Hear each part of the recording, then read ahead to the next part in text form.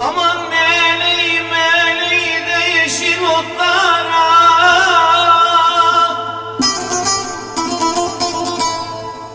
aman can dayanır mı da gene böyle dertlere, dertlere, dertlere, dertlere, dertlere, dertlere.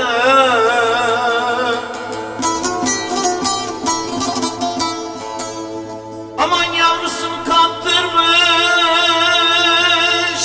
azgın kurtlara, kurtlara, kurtlara, kurtlara, kurtlara. Gel koyun avlama, vazgeç kuzudan,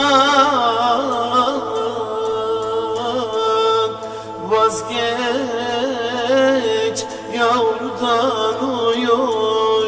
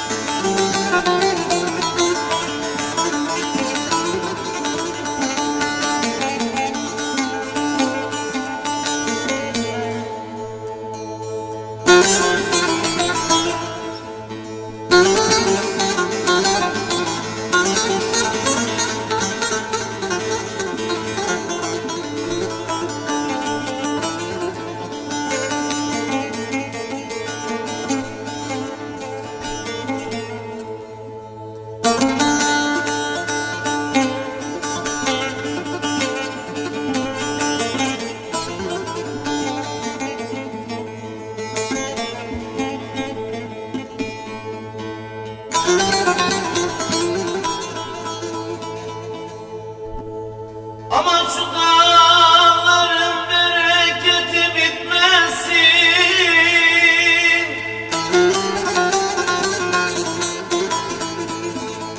seni güden çoban beni gütmesin, gütmesin, gütmesin, gütmesin, gütmesin, gütmesin.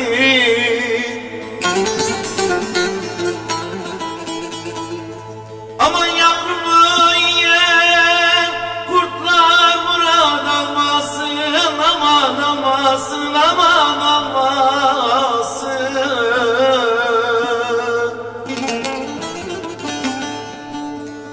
Gel koyun avlama, vazgeç kuzudan,